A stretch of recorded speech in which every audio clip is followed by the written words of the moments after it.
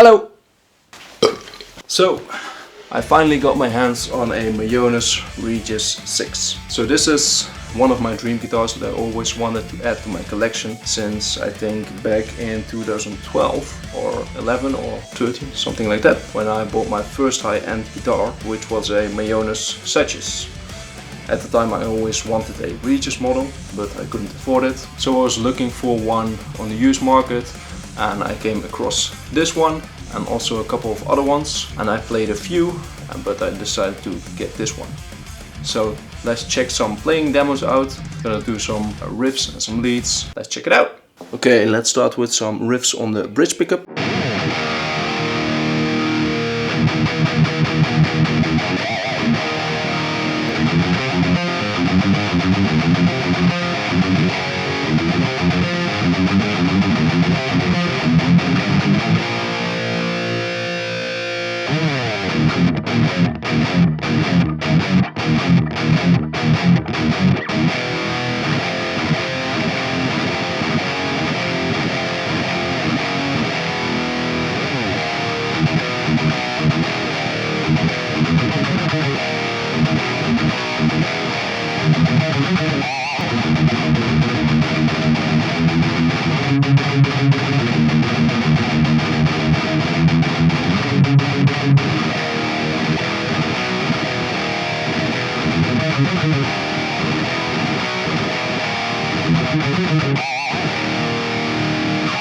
Okay, let's do some leads on the bridge and later on the neck.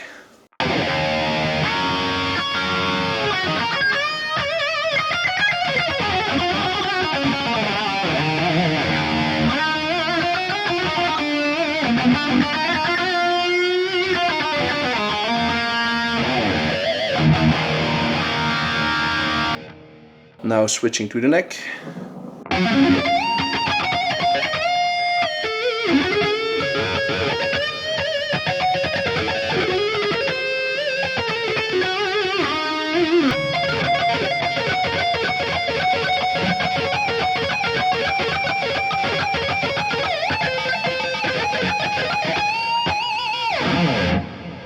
Cool.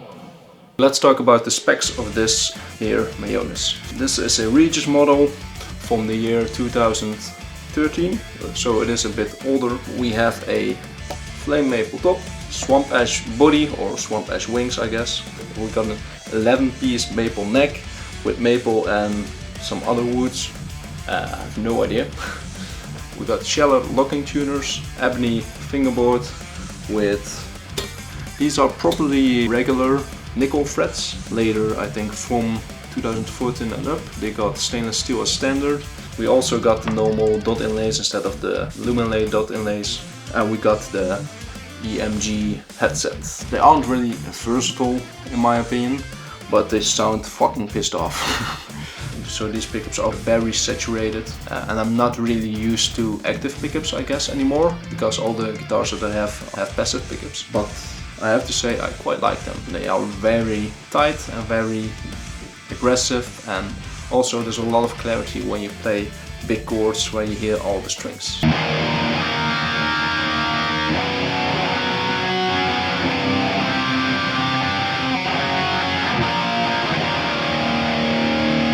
So let's talk about the positives and negatives about this guitar. So to start with the negatives, this isn't really a guitar that I would spec out myself if I would custom order a Mayones. There are a few things that I don't really like. First off, the bridge.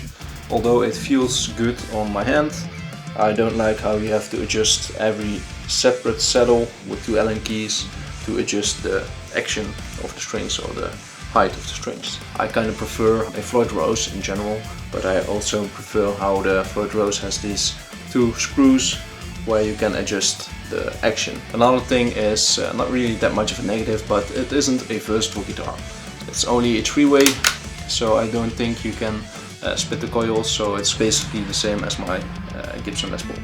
Another thing that kind of annoys me when I play this guitar is it doesn't have inlays or inlay markers, and it doesn't have the luminlays as well, because this is an older model. Especially when I play leads, I kind of get lost because I'm not used to having a guitar without inlays anymore. The last guitar that I had without any inlays was also my Mayones Regius that I sold, I think, 5-6 years ago now. Yeah, and that's basically the negatives about this guitar. Now let's talk about the positives. Although the guitar isn't really spec'd the way I wanted, it doesn't have the most fancy flame like my PRS 10 top or like my Gibson Plus top.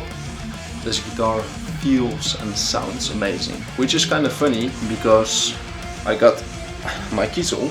This is the guitar that is perfectly spec'd to my wishes. I ordered it myself. I got it for like almost a year now and I still love this guitar. But comparing this guitar when I play it to the Mayones, I just feel that the Mayones suits me more, especially just the feel of this neck.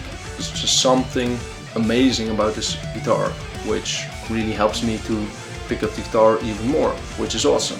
So that's it for this video. Let me know what you think down below. If you want to see more, subscribe for more content coming not so very soon because I don't have any money left to buy new guitars. But anyway, bye!